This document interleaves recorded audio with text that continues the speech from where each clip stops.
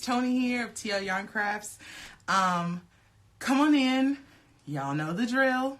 Let me know who you are, where you're checking in from, what you're working on tonight. I'm super duper excited for tonight's live. I'm super excited for this entire month because we are talking all Instagram. So whether you're catching this live, whether you're watching this on the replay, whether you're watching this on YouTube, like a year from when I even posted this, I'm super excited that you're checking in because I've got some really, really great stuff going on. Ooh, we've got a first timer, Jupiter and Jane. That's awesome. I love that name. That's so fun. Yes, from Connecticut. Oh, Yessie. Sorry. Your name's Yessie. Sorry. I thought you were saying, yes, Connecticut. Sorry. I was confused. Hey, Bridget. Yes, come on in. Hey, from Ontario. What's up, Ontario? Never been. I think when it comes to Canada, I've been to Toronto and what's the town like right across from Detroit? I went there too. I don't know. Hi, Mom. My mom's here. She's always here. Is Dad here too? Tell him I said hey. His Father's Day present is packed and will be on the way tomorrow. Fingers crossed it makes it there by Saturday. From Wagga Wagga, Australia. Is that how you really say it? There's a Wagga Wagga, Australia? That's crazy. Hey, Texas, working on the flat iron shawl. Ooh, so excited. I actually have my original flat iron shawl sample over here. Here, I'm going to grab it. I'm just going to be flanked by patterns today. Let's see. Here she is. My original babe. I leave her up in my shop to inspire me to just continually work and do all the things. So I have to keep my design. Oh, Windsor. Yes, I've been to Windsor. Hey, from Nola, working on washcloths. Love it. I'm working on my flat iron too. Not very far, but still, hey, progress is progress, okay? So if you are checking in for the first time, definitely make sure you shout out. Let me know who you are, what you're working on tonight, what you're getting into. I am super duper excited, like I said, to be chatting with you guys tonight because hashtags, okay? So I put a poll up in my stories on Instagram to ask what I should talk about tonight because there are like a million bajillion topics to talk about when it comes to Instagram. So I asked, do we want to talk about lives or do we want to talk about hashtags? And you guys were like all on board for hashtags. So that is totally happening. Before we jump in, and I definitely want to make sure I leave enough time for this topic because it is a good, juicy one. Working on a blanket, awesome. Working on a sweater. Do you own a shop in Columbus? I wish I did. I don't. But I do work at a yarn shop every now and then. It's called a Yarn and Haberdashery. I'm there every other Wednesday. So I'll be there not next Wednesday, but the Wednesday after. If you want to come in and see me, I think that'd be fun. Yeah, so not this Wednesday, but next Wednesday, I'll be there. Max from Vegas, working on a skull hat. I love it. I love it. So, a couple things that I wanted to let you guys know about before I jump all the way into hashtags for Instagram. Firstly, I wanted to talk about this little girl right here. This little situation that's happening. So, she is called the Sophia Cardi. She debuted this week for individual sale. She's just kind of she's a basic spring cardi made from sport weight yarn, lightweight from UU Yarns. So last week it was available in that summer fun pattern bundle, which was super fun. And thank you to everyone who might have been a part of that last week. You guys' support means the world to me and all the other bloggers and designers involved. We love you and are so very grateful for you. So Sophia was originally in that pattern pack and you could only get it last week if you bought the pack. So if you got it, awesome. Thank you. I can't wait to see them. But she finally became available this week in all of my shops. So on Etsy, Ravelry, and TLYarncrafts.com. So if you haven't picked that up already, make a note because I'm sure you got pencil and paper. Make a note to pick that up, okay? Hi from Illinois, making a corner-to-corner couch though, and my first time being live. Yay! I love it. Yes, all my first timers, definitely make sure you shout yourselves out. I want to see you. Yes, thank you. Oh, hey, Jake. Hey.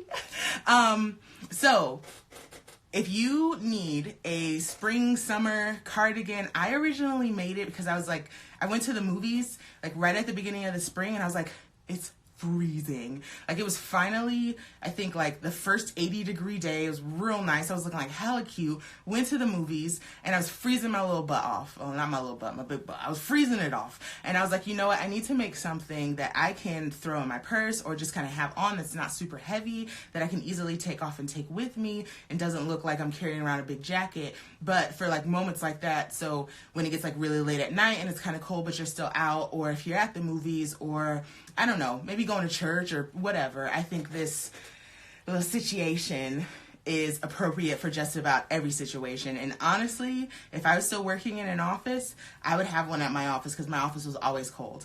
I've been trying for weeks to get in, and I've set aside the time each week. I'm glad. Yes, Tuesdays, 7 o'clock, I am always right here. So if you guys haven't picked up the Sophia Cardi pattern already, it would mean the absolute world to me if you would get that. Just put it in your library for now. I know so many of you are like crazy busy and you're like, when do I have time to make all these patterns? Just know that the pattern will be there when you're ready. So just buy it, put it in your library, show the support to me, to my situation, give me the opportunity to continue putting out the content like these patterns and other free patterns and other content that I put on my blog. You guys' support means so very much to me. Grab the pattern, put it in your library. If you don't want the Sophia, go grab the flat iron because that's like a fan favorite. I can't wait for my yarn to come in. Yay, I'm so excited. Hey, Ashley, I just saw you sneak in here. Hey, girl. So excited I caught you live. Oh, I'm so glad you caught me live, too. I'm excited I'm going to purchase from you for the first time. That is so sweet. And that, you're going to get me all teary and misty. Okay, so that's that part. That's done. Next up, so if you're catching this for the first time live, you don't know this already, but every single week before I go live right here, I always go live on my husband's podcast called the TLYC podcast. So it is about Black culture, pop culture. It's about, news stories. It's really digging deep into the social conversation around all these things that are happening within our culture. So on tonight's podcast, we talked about Trump freeing I think her name's Angela, I'm not sure, a woman from prison who was there for like a low-level drug offense and had been in prison for like 20 years or some craziness. We were talking about his situation in Korea. We were talking about going to see Black films, all kinds of really fun and interesting topics. So if you're into that kind of thing, and I'm sure you are, go ahead and write it down. You can search anywhere that you find your podcast, TOLpodcast.com or TOL Podcast, wherever you listen to your podcast. And you should go check those out. They're all archived. And I think tonight we hit 75 episodes. Like, that's crazy. So it's really, really exciting. And my husband works super hard on those. So you should go check those out too. Also, I wanted to talk to you guys super quick about something that I'm really proud of that I haven't talked about a ton on my feed, a bit in my stories, but not a ton on my feed. And that is Knit Crate. So Knit Crate is a surprise subscription service where you receive the yarn to make a pattern that's designed for the subscription service. So last month, I received this yarn that I've caked because I'm working on it to make a shawl. Now, y'all know I am not a knitter. I don't profess to be a knitter. I've been trying and trying at it for like 3 years. But I'm finally pretty far into a knit project that I'm really proud of. So once I block it out, it's kind of like a basket weave shawl. And this is how far I've gotten so far. I still have a long way to go. I have all of this and a whole nother skein to go. But this has been like one of the most fun projects I've ever done. And it's just kind of one of those, you kind of put it down, pick it up, put it down, pick it up. So that's awesome. So that was last month's project. That was May's project. But June's project just got here. So the theme was ice cream.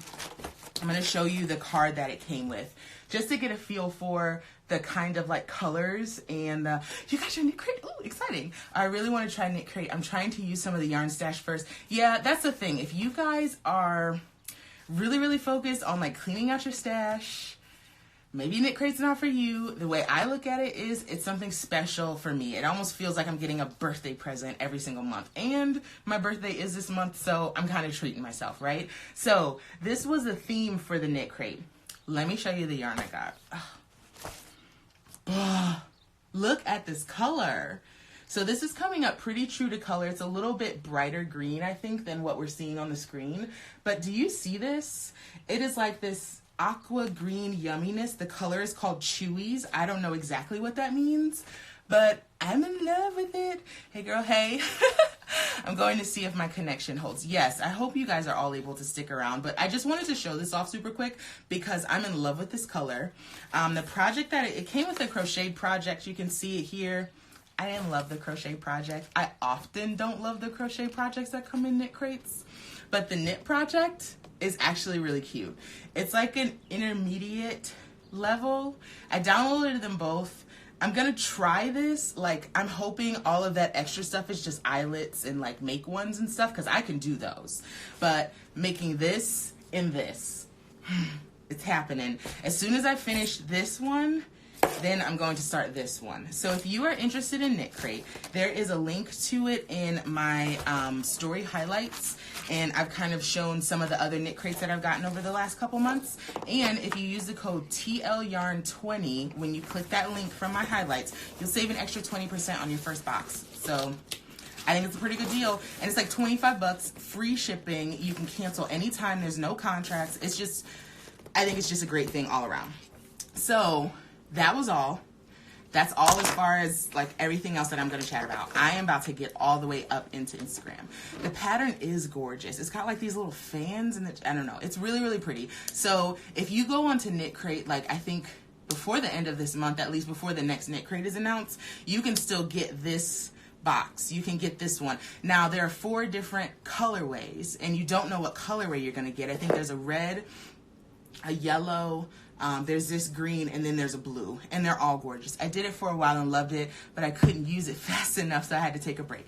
Yeah, I think for a lot of us, if you have a business and you're really focused on like creating stock for your business or designing patterns and stuff like that, it can be tough to just kind of step away for a selfish project. But I just kind of look at it like in my downtime when I don't have something super specific that's due, I just do it for myself. And it's going to be one of those projects that I'm finally keeping for myself, which I love. I got the yellow and it's so scrumptious. I loved the yellow. I've been super in love with yellow yarn. Speaking of, hold on. Okay, hold on. Gosh, I gotta show you this. I gotta show you this before I get into Instagram. I swear I'm getting there. Look. This gorgeous butter yellow single ply fingering weight. Like, I'm just in love with single ply fingering right now. I don't know. But my friend, ooh, I'm pretty sure it starts with a J. I feel terrible that I can't remember right now. But she runs Big Sky Yarn Co. And she is on Instagram. And we connected, and she was like, I'm making some of your patterns as samples from some of my yarns, and I would love to work with you. Like, can I send you a couple things? And I was like, girl, do you know who you're talking to? Like, of course you can. So we kind of talked through colors, and this is what she sent. I'm not sure what it's going to become yet. Probably another shawl, because I really like making shawls. And I had this conversation with like a good knitter friend of mine, and she's like, oh my gosh, shawls, they just seem so boring, blah, blah, blah. And I'm like, I actually love making them. I think they're like super chill and super fun. Is her name Jennifer? Awesome. I think that sounds right. I was going to say Jamie, but I don't think that's right.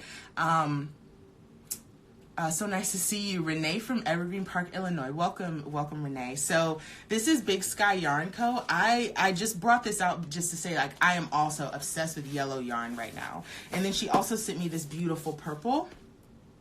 It's a lot deeper purple than what's pulling up. Like, the lighting in here cannot do this justice right now, but you'll see these in my feed one day. Okay, let's talk about hashtags. So if you are ready to learn some things about hashtags, let me see some hearts. Throw up some hearts. Let me know that you are excited, that you are looking forward to this tonight. I hope you have your pen and paper handy, because I'm about to drop some knowledge, and we're going to talk strategy, because I can tell you all day and all night why hashtags are important.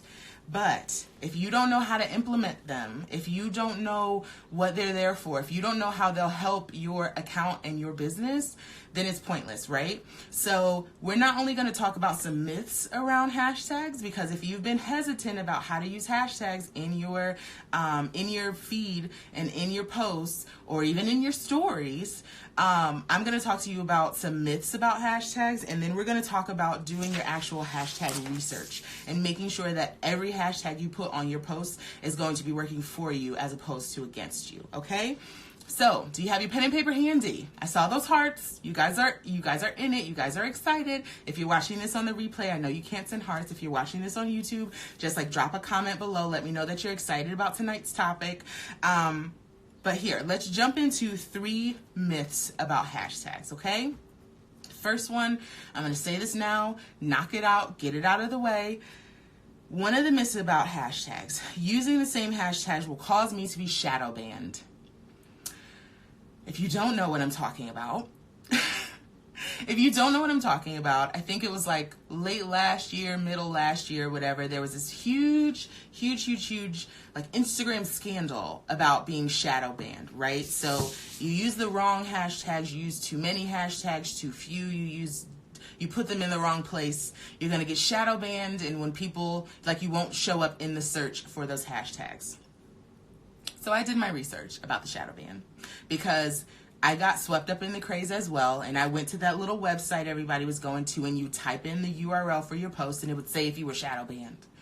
First off, I don't take a lot of what people say at face value. Like, unless you have something to back it up, you just saying I'm shadow banned, that don't mean I'm shadow banned. That's why I'm so, like, skeptical about, like, the ancestries things. I'm like, just because you say don't mean that it is. Like, I'm doing my due diligence over here. So as far as the shadow ban, Instagram says it's not a thing, doesn't exist, it was a glitch, get over it, move on, and focus on making quality content. And that is my take on it as well. Don't worry so much about being shadow banned. If you are creating amazing content that caters to your audience, they will see it. I know that the algorithm has us all up in a tizzy, and they're like, people are posting things in their story or posting things in their feed, like, you know, if you're seeing this, drop a comment because my engagement's down and blah, blah, blah. Engagement ebbs and flows. Every single time a new algorithm is introduced, you're probably going to see a dip in engagement because the rules change.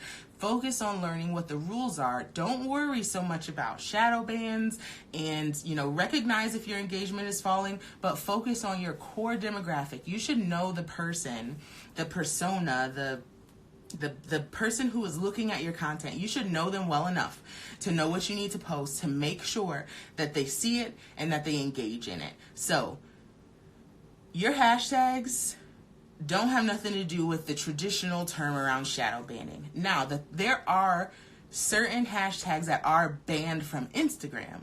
It's not a shadow ban, like some people can use them and some can, or something glitchy happens. Instagram will let you know if one of the hashtags you are using is banned. So I know one of the hashtags one of the hashtags is hashtag curvy.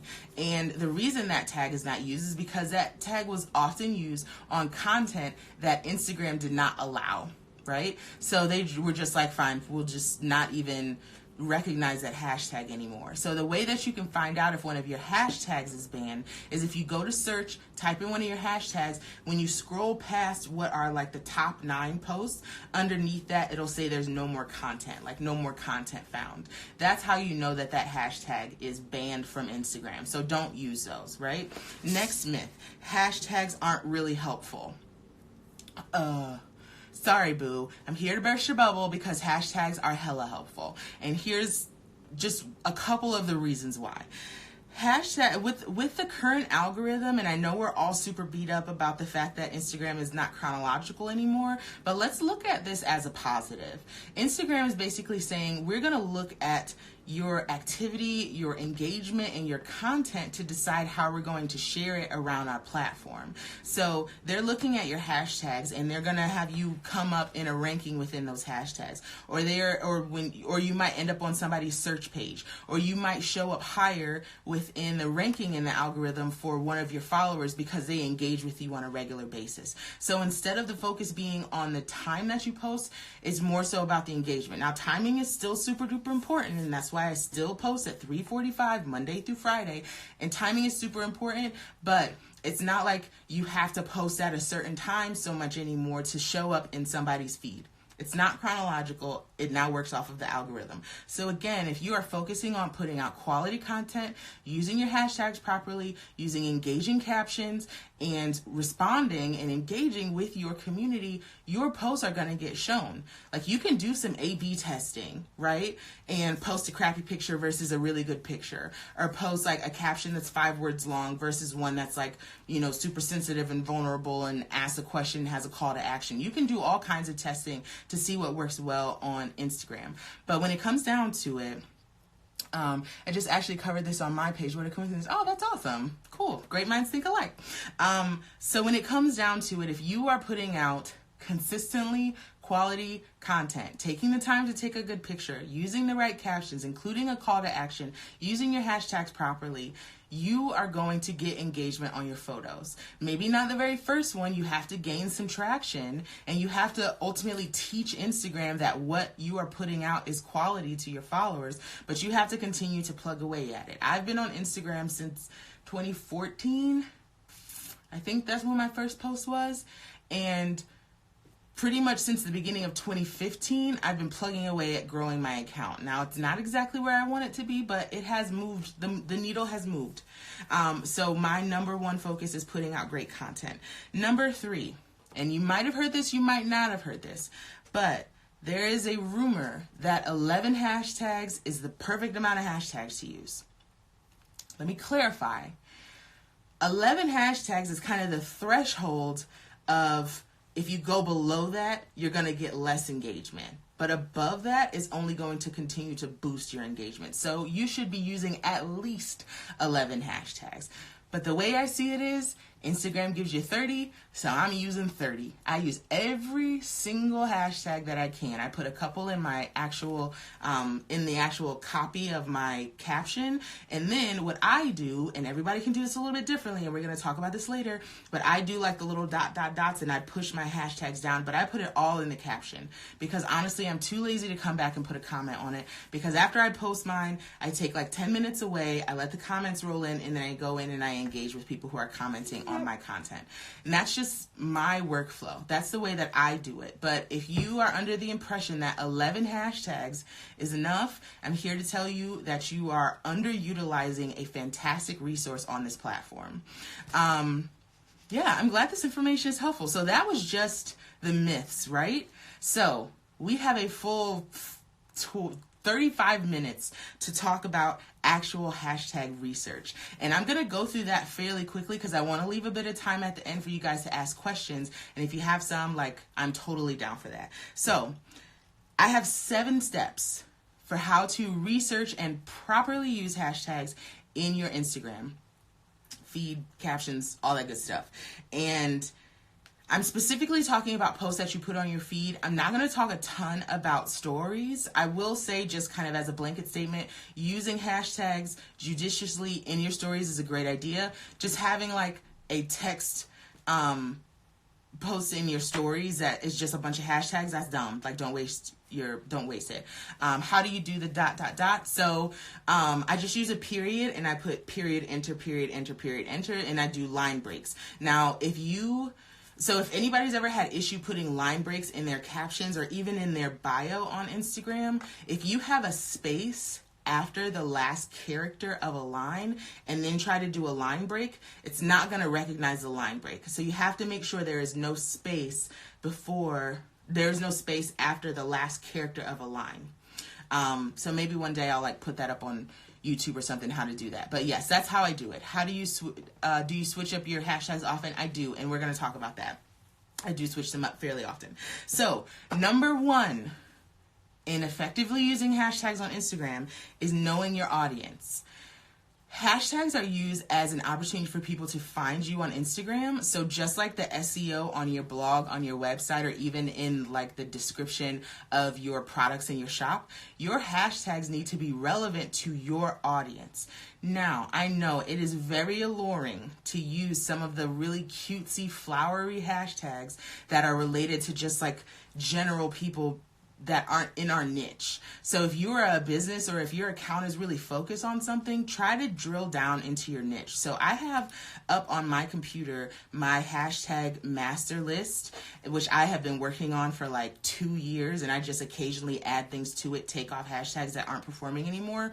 But I have a list, I have one category in my list that is called Pretty and Darling, and it has tags like anthropology, apartment therapy, be present, casual look, choose lovely. Those are so arbitrary and so random and just don't even mean anything, but they have huge engagement on Instagram. A ton of people use those tags. They are pretty, they are flowery, but you are going to get buried underneath those hashtags because they are used by some very large and curated feeds, and you will probably never rank at the top of those because if you're anything like me, just like a normal freaking person, it is going to be very hard for you to rank high under a hashtag like choose lovely.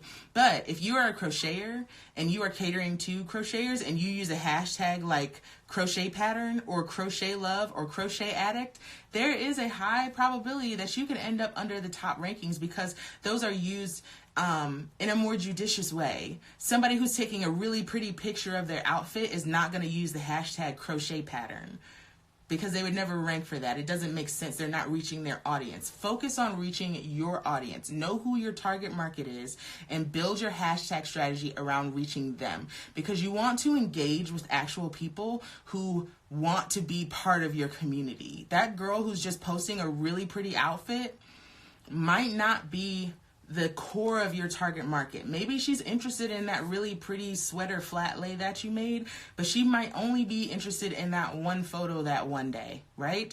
So focus on your core demographic. So that's step number 1. Step 2, pick a keyword and find it in search. The really nice thing about Instagram is if you go to the search, the little magnifying glass, and you type in a word that is related to your business and related to your core market, then you will receive additional related hashtags. I see you guys.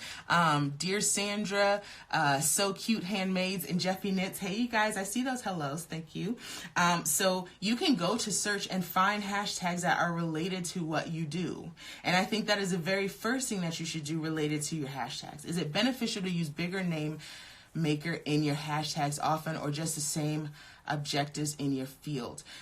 I think since you have 30 hashtags, you can definitely mix it up. I encourage you to have the majority of your hashtags be directly related to your niche, so you can gain just genuine followers, genuine engagement, people who are more likely to comment, or, that aren't going to have like bots and stuff like that. Because of course, you know that there are bots out there that people basically hire, bot services that search for certain hashtags and will just automatically leave an arbitrary comment on your photo. Yeah, that's going to increase your engagement, but in all honesty, engagement to me needs to translate to dollars. Okay, so that bot is not going to buy anything from me, so I don't care for their arbitrary comment and their random like, because they want me to turn around and follow them and engage with their content, and I'm not going to do that because they're probably way out of my wheelhouse. And honestly, you can always tell when those don't make any sense. Like I had a bot comment on my post today, and it said something like, oh my gosh, this is so lovely.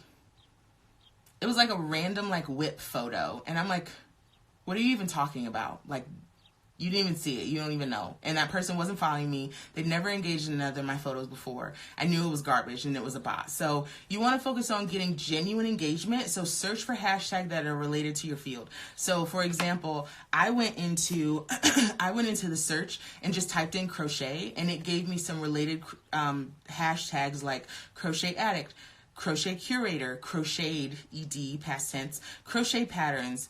It gave me crochet is bae, which I was like, oh my gosh, like my hashtag is coming up in search, which is awesome. So type in words that are related to the things that you do, and it's going to show related hashtags, and you can pull those and start generating a list of hashtags that you want to use. So that's step number 2. Step number 3, and I have no shame in it, but if you know somebody within your niche who is just crushing it, use them as a resource. Hashtags are not private. So I'm not going to name any names, but if you know somebody who's within your niche, maybe within knitting, within crochet, within DIY and crafts, within, I don't know, whatever it is.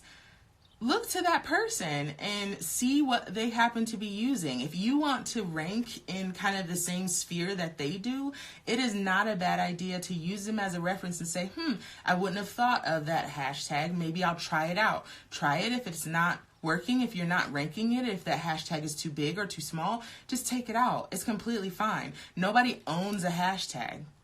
So you can look to your peers and say, hey, this is a really good idea. I'm not going to recreate the wheel here. I want to get my stuff in front of the same community that you do. So let's share this hashtag. That's exactly what's happening. I see makers crushing it and they don't use any hashtags, which is mind blowing. Well, there are some that just have kind of that genuine following already. I mean, not everybody's using hashtags, but if you're trying to build your following and maybe you don't have that kind of engagement already, of course, hashtags are a really great idea. Some people don't use it and some do. But I would say, at least for me, for the majority of the accounts that I follow, they're using some hashtags. And for the ones that are doing it properly, they're using niche hashtags. They're using ones that are super related to the content that they're sharing that day. They're not just using generic hashtags every single day. They're switching it up. And they're also using a hashtag that's related to their specific business. So if somebody clicks on that hashtag, it's taking them to that person's content. So for example, I use the hashtag TL Yarn Crafts in every single photo that I post, because if somebody clicks on my hashtag, I want them to see my content. Most other people are using like my TLYC makers tag, or they're using hashtags specifically related to certain patterns. So for the most part, when you click on the TL Yarn Crafts hashtag, you're getting my content, and that's exactly what I do it for. So glad you're taking notes. Hello, Argentina. I do not speak Spanish, so I don't know what that says. Oh my gosh, are those rainbow hearts? I love it. I love it. It is Pride Month, so that's awesome. So that's number 3. And have no shame in it. I don't think we should feel bad for, I don't know, peeking over somebody's shoulder, because in all honesty, this isn't private. You're not getting graded on it. Your diligence is gonna be reflected in your engagement. So use your peers as a resource. Use your role models as a resource. Use the coaches within your industry use them as a resource. Look to other people and see what they're doing that is working. It is not a bad idea. Just like I'm sharing this information with you right now, I encourage you to go to my posts and look at the hashtags that I use. Okay? You're welcome to steal them. Cut and paste if you want to. Go crazy. She says she loves what you do and she would like to learn how to make a cardigan. Oh, thank you. Thanks for translating that. I appreciate it. Well, I do have the Veronica Cardi in all of my shops, so maybe tell her to go check it out. Is it smart to use our username as a hashtag? I think it's an amazing idea, because that is one of the few things that is completely unique to you on Instagram. And unless you tell other people to use it, you're the only one using it. And the more content that you create under that hashtag, the more likely that it is that, you're going to have more content under that hashtag. Well, the more that you tag that hashtag, the more content will be underneath it. And then when people click on it, they'll realize that it's associated with you, and it's more likely that they're going to end up finding you. Okay? So that's number 3. Number 4. Keep a list with categories. So like I said, I have a hashtag master list. It's posted right here on my computer. It's like 3 pages long, and I've been working on it for 2 years. And the way that I break this down is it's just a Word document with a bunch of columns, and each column has a heading. So I'll tell you what some of my columns are. One of them is crochet, one of them is coffee, one of them is business, one of them is knitting, one of them is yarn, one of them is winter and cozy, one of them is just seasons in general, one is features, and there are a lot of hashtags out there wherein you can be featured on their account by using certain hashtags. So I have a list of like feature tags to use.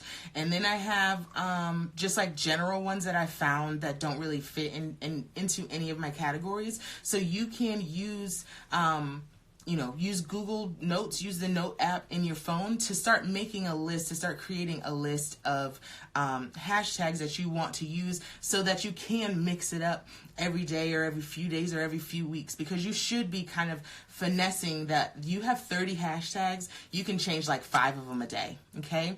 Does it really matter if you hashtag in comments or in the main post, or is it just a choice? The way I see it, and this is just my take on it, and I've tested it both ways, It does not matter. I did for an entire month put my hashtags into a separate comment, because I've always put my hashtags into my actual caption, because like I said, I'm lazy and I don't want to have to go back and do it later. I do my entire caption and then I push it out to Instagram. So for an entire month, and this was I think like October of last year, I put all of my hashtags into a comment underneath my post, just to test out how my engagement fared, and it was no better, no worse. I didn't see there being any issue. I just recognized my list is so helpful, reorganized my list is so helpful. Awesome. So yeah, so that's the answer to that question. But I definitely encourage you, and I just keep this on my computer and I have it so I can access it through Dropbox whenever it updates.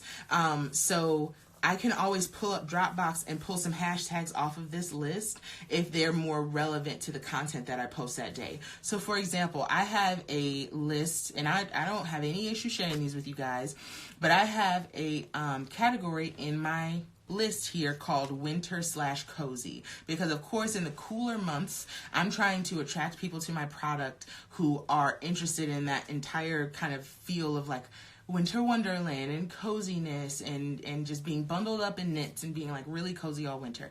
So here are some of the hashtags that I have under this list. Now mind you, I've been working on this for 2 years. Some of these are not great, some of them are really good, and everything in between. So I have a hashtag that says the snuggle is real.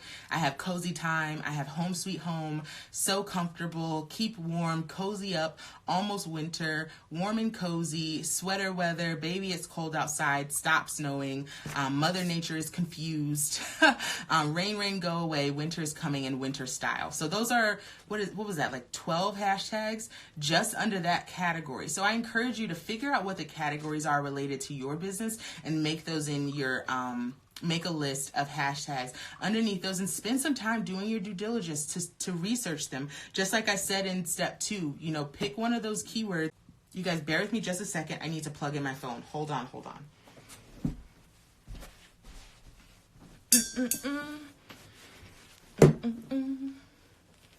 Real life, yo. This is real life. Okay. Charging. Okay. It's happening. Okay, I'm back. So yes, that's what I was saying.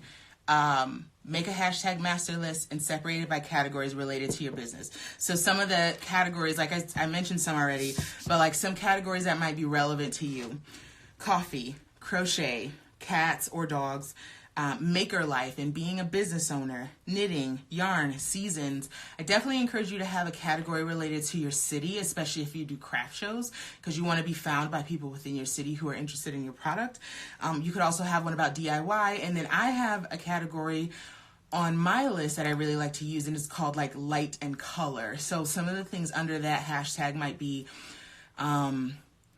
color hunter, or I have this thing with color, I have this thing with pink, color crush, a beautiful mess, life is color, live colorfully, color love. Like I use a lot of different colors in my feed, so I'll include tags that are related to color because I want other people who are interested in just the theme of color and of light to be interested in my feed.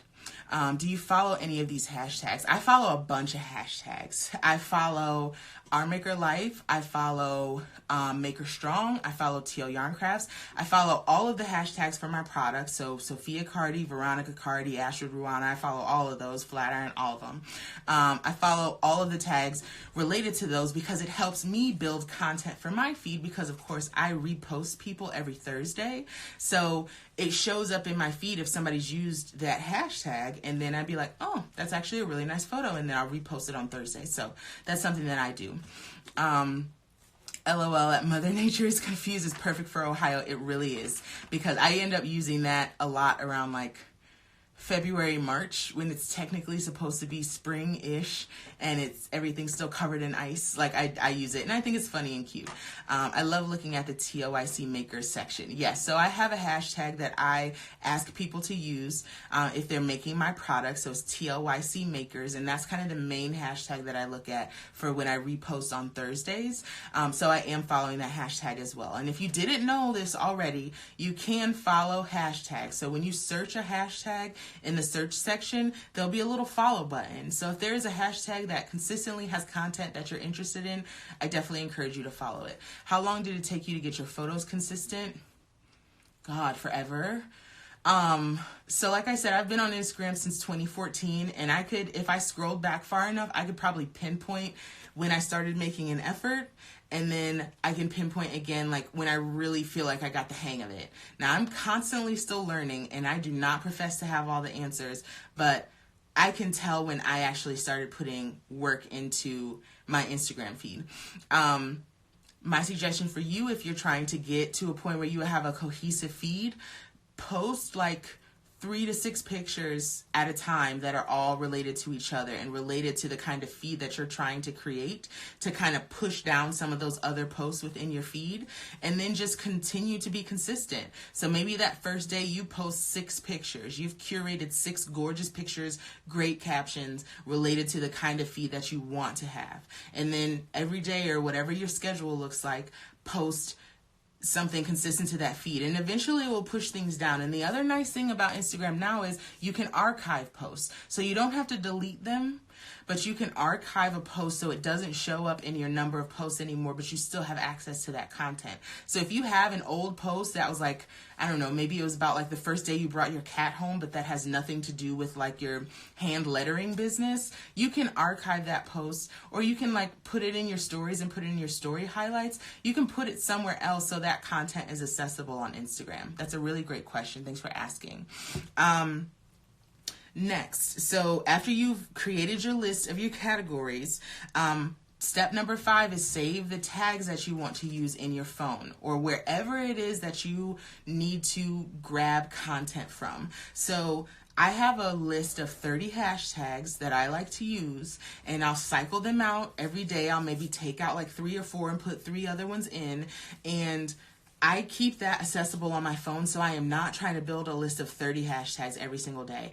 I did that for a while, and it used to take me like 30-40 minutes to post an Instagram post, because I'm like, oh, well, should I use chasing light or should I use but first coffee? Like, I do not have time for that kind of stuff anymore.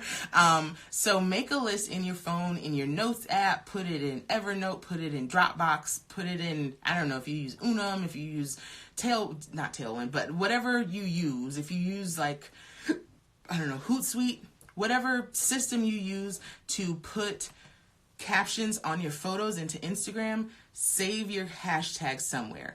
I definitely, of course, still encourage you to cycle out hashtags every day. So if one day you post a picture with coffee in it, put some coffee hashtags. Like, take out some of those from your 30 and put in like 5 hashtags related to coffee. Or if you post one day that's about, I don't know, weaving, maybe you tried like a weaving project and you mostly post about other things, take out some hashtags and do a little bit of research about hashtags related to weaving, whatever it happens to be, because you want people to be attracted to the content that's right in front of them. Whatever you put that hashtag on, that's what you want them to see. And then ultimately, you want them to look at the other posts within your feed and just fall in love with your profile. But it starts with one post and using the right hashtags, okay?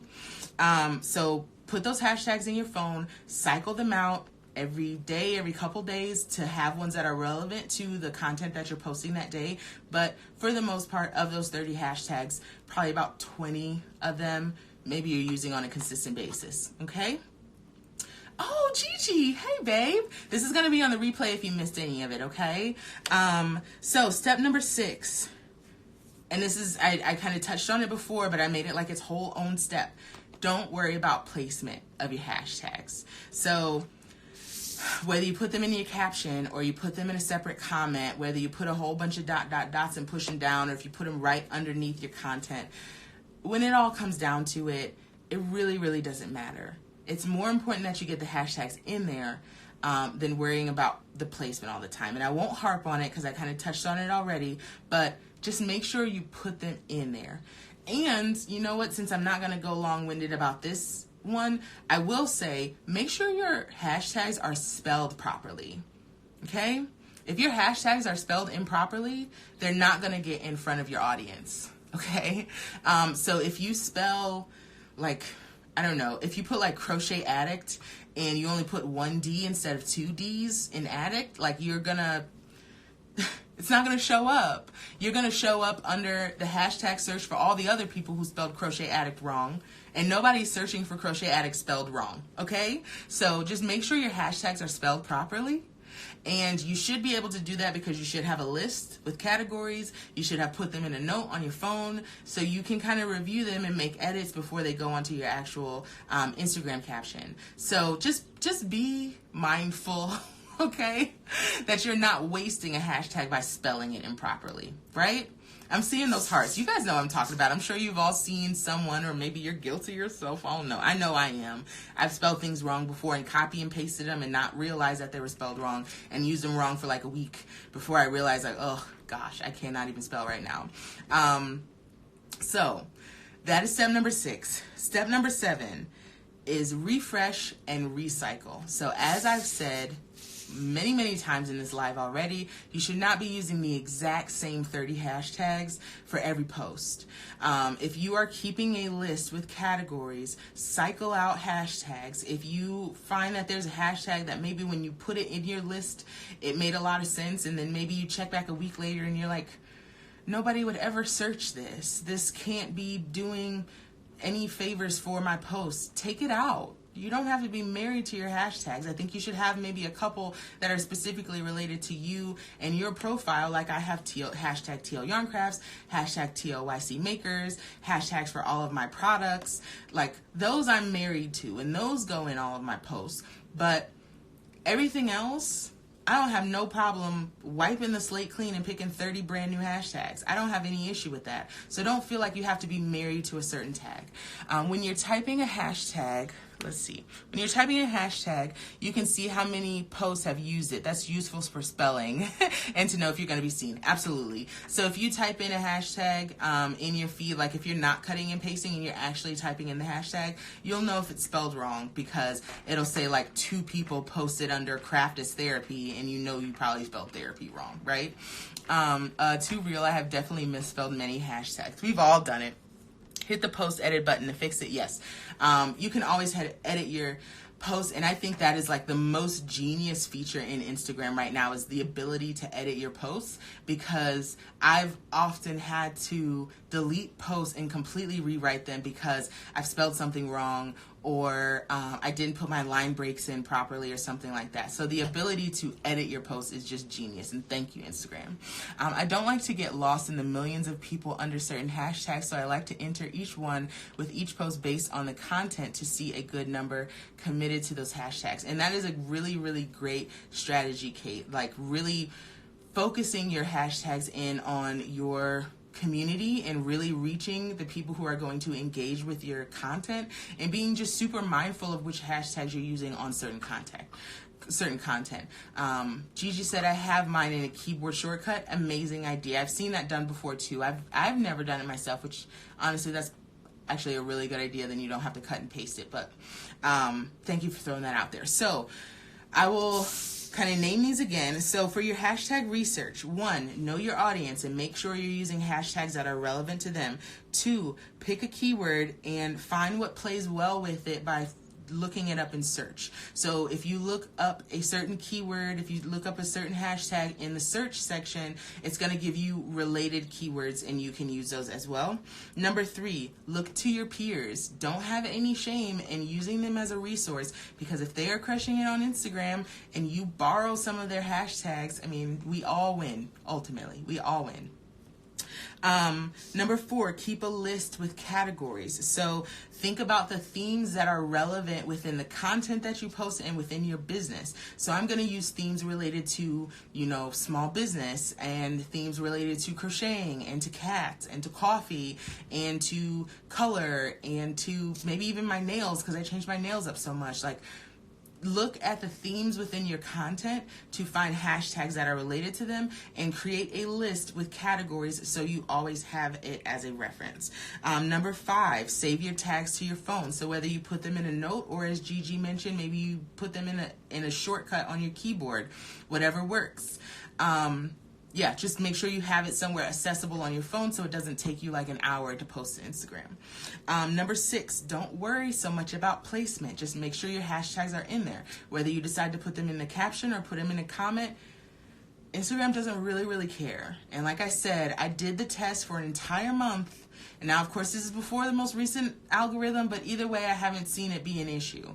So just make sure your tags go into your post somewhere. And number 7, refresh and recycle. So look at your hashtags every now and then, maybe every week or every month, and try and find maybe ones that aren't performing or don't really kind of pull at you like they used to, and cycle them out for other hashtags that might be more relevant to your content. Okay, so ultimately this will become a blog post on TLYCblog.com, and it will get posted to Instagram if you missed any of this. It will get posted to YouTube rather if you missed any of this. And if anybody is watching this on YouTube, I'm so grateful for you. Please leave a comment down below and let me know how you enjoyed the live today. But I'm going to open it up for questions. We have 7 minutes left. How can you know if a hashtag isn't quelling? So, isn't working. Okay, so here's my suggestion. One of the ways you can tell that a hashtag is not working is if it's not getting engagement when you look it up in search. So if you put a hashtag on your post and you look it up in search and only like, I don't know, 200 people are using it, that means nobody's looking for it, nobody's really checking for it, and it's not relevant to your community. So when you do your hashtag search, you should, look at the engagement on a post. Now, I'm not saying that you should only use hashtags that have like 1 million posts, and I'm actually telling you the opposite. I keep my hashtag range right around like 5,000 and like 200,000. I don't want it to be too huge because I know I'm going to get swallowed up by those kinds of posts. Said, no, I wish I had more time. An hour seems too short. Yeah, an hour does feel really short. I feel like I never get through all of this. Do you share your Instagram posts to Facebook? Does it affect views or anything? So I have a Facebook business page, and by all research that I've done, Facebook business pages are out. The only reason I still have my Facebook business page and even bother maintaining it is because it's linked to my Instagram page, and that's how I create shoppable posts. But no, I do not post my Instagrams to Facebook. A lot of the reason too is because the way that I format my captions is not conducive to the way that they show up in Facebook. So my captions have all my hashtags in them, and it honestly looks weird on Facebook when I post them there. Now, there wouldn't be any harm in me posting them there, and honestly it would probably impact my engagement positively, but not to the degree that a platform like Instagram, a platform like YouTube, or even a platform like Pinterest affects it. So I just do not spend a whole lot of time curating my Facebook business page, but I do leave it up because it does impact my Instagram presence. Any other questions? We still have like 5 minutes, you guys. So throw up those questions. Let me know what you have. Trying to think if I had any other tips related to hashtags. Just make sure, here's one, and I don't know if you guys haven't noticed this before, but if you use more than 30 hashtags in your caption, Instagram deletes your caption. It'll still post your photo, but it'll delete your caption. So this is my suggestion. When you write your gorgeous caption that you've spent a ton of time on, copy it. So like highlight it and copy it, and then post it. And then once your post goes up, if your caption has gone away, you can then edit it and then just paste your caption back into the space where it's supposed to be, delete any additional hashtags, and then post it again. So I always highlight and copy my captions. And I do that too because like if I misspell something, or let's say most of my caption is fine, but I want to like change something, then I can just kind of highlight it and I can paste it and kind of redo that caption, which helps out a lot. Does doing shirt and crochet hard? So like, does making a crochet shirt hard? No, it's not hard. I actually have a crochet shirt pattern coming out next Friday. It's called the Summertime Tee. It is really cute. And my testers are working on. Oh no. Oh, I think I lost the connection for a second. I'm sorry, you guys. But I was saying that I have a crochet tee pattern coming out next Friday, and you guys should check it out. And no, it is not hard. Can you show breaks on YouTube or blog? What do you mean, Mom? What kind of breaks? How much time do you spend on Ravelry? I only go on Ravelry when I post a pattern. Like, I have a ton of friend like messages from Ravelry that I don't do anything with. I don't engage in the forums and stuff like that. Ravelry is just way too convoluted, and I feel like I'd end up in the weeds in that. And it's more than a social network. I feel like Ravelry is like a club. Like, it's very exclusive, and I definitely post my patterns there and people find them, and I'm grateful for that. But I, as a designer, don't engage a ton in Ravelry, but it is an amazing resource. Let's see. Does Knit Crate do projects other than scarves and shawls? Because I love scarves and shawls, but I don't see any other projects. Not that I've seen. I haven't seen that Knit Crate does more than scarves and shawls. They did, so the crochet project for this month is like this coverlet thing. But, you know, considering that you get basically 2 skeins of fingering weight yarn, it kind of limits the types of projects you can do. Like, you can't necessarily do an entire sweater. I haven't seen any. Well, there was a DK weight one time, but that was also for a scarf. So, but I mean, also you can get the yarn and of course make your own project. So like the very first Knit Crate I got, I did not like either of the projects, but I love the yarn. The yarns are always so nice. Like this one I think has a little bit of alpaca in it. It feels amazing. And I'm just going to save the yarn for something else another time. I think it's beautiful. And also this yarn is made exclusively for Knit Crate, so you can't get it anywhere else, which is pretty cool. Let's see. That's how I feel. I never feel like I'm part of Ravelry just hanging out on the edges. Yeah, Ravelry is like, it's a really, really great resource. I found a lot of great inspiration on there. I found patterns that I've made for myself and friends and family. So I think Ravelry is great for, you know, the casual user as well as people who really, really want to get in depth with it. So off topic, do you have an actual TL Yarncraft shirt to wear? And is it okay if we get together so I can make you one? I really love your work. Well, thank you. I really appreciate that. I do have a resource for making shirts already. I actually have some shirts already up in my on TLYarncrafts.com. I would love for you guys to go check those out. They're really, really cute. So I have like my whip work in progress. I have one that says, it may look like I'm listening, but I'm actually thinking about yarn. And then the other one says maker of things. It's like the one with the splatter paint on it. It says maker of things. It's really, really cute. So if you guys haven't seen like my maker swag on TLYarncrafts.com, I definitely encourage you to check it out. I have mugs and t-shirts, and of course my iconic crafty badges are all available on TLYarncrafts.com, so you guys should go check those out too. But I thank you so much for the offer of making shirts for me. I appreciate it. Brianna Nicole, I appreciate that. So unless there are any other questions, I'm not seeing anything right now, but I thank you all so much for hanging out with me tonight. I'm pretty sure my feed is going to go off in just a couple minutes here. Thank you for the great feedback already. I hope this stuff was helpful. But like I said, you'll be able to find this blog post on TLYCblog.com. The replay will be available on YouTube. So youtube.com/TLYarncraft. So definitely check it out there.